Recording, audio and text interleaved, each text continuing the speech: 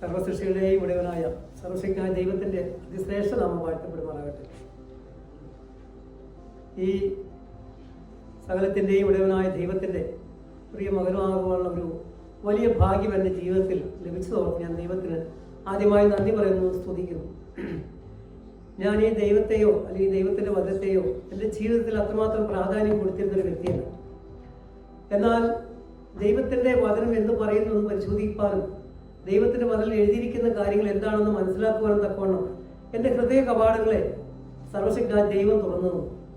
അങ്ങനെയാണ് ഞാൻ ദൈവത്തിൻ്റെ ജീവനും ചൈതന്യമുള്ള വചനം വായിപ്പാനും ചിന്തിപ്പാനും അത് എൻ്റെ ജീവിതത്തിൽ വലിയൊരു അനുഗ്രഹമായി തീരുവാനും തക്കവണ്ണം ഇടണം വന്നത്.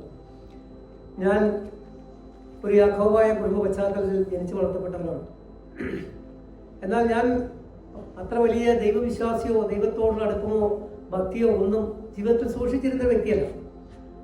എന്നാൽ ഞാൻ ദൈവത്തിൻ്റെ വചനം എന്ന് പറയുന്നു എന്നതിനെക്കുറിച്ച് ഒന്ന് വായിക്കുവാനും ചിന്തിക്കുവാനും ഇടവന്നപ്പോൾ വളരെ സത്യമായ, വളരെ ദൃഢമായ, ജീവനുള്ള, ചൈതന്യമുള്ള ദൈവത്തിൻ്റെ വചനം അത് ധ്യാനിപ്പാനും അത് ചിന്തിപ്പാനും എല്ലാം ഇടവന്നു.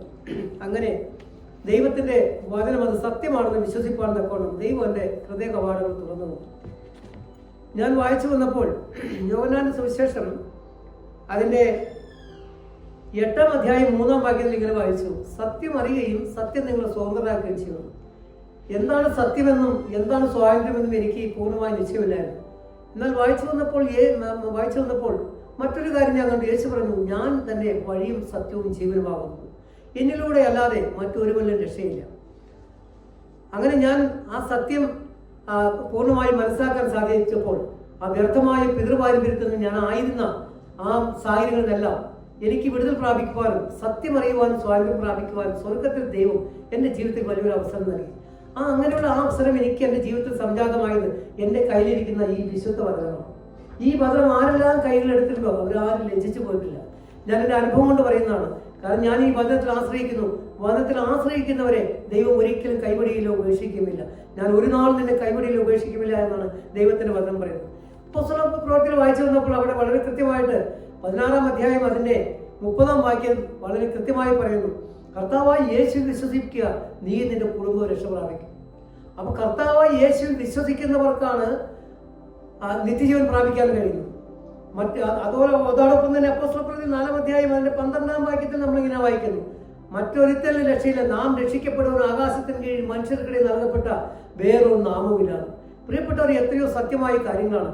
ഈ വചനം വായിച്ച് അത് വേണ്ടും വണ്ണം ഹൃദയത്തിലേക്ക് ഏറ്റെടുത്ത ആരും തന്നെ ഈ വചനത്തെ വിട്ടൊഴിഞ്ഞു പോയിട്ടില്ല. ഈ വചനം അവരുടെ ഹൃദയങ്ങളിലേക്ക് ഏറ്റെടുത്ത് ആ വചനപ്രകാരം ദൈവത്തിന്റെ തികവുള്ള വഴിയുടെ സഞ്ചരിപ്പാൻ സകലർക്കും സാധ്യമാകും.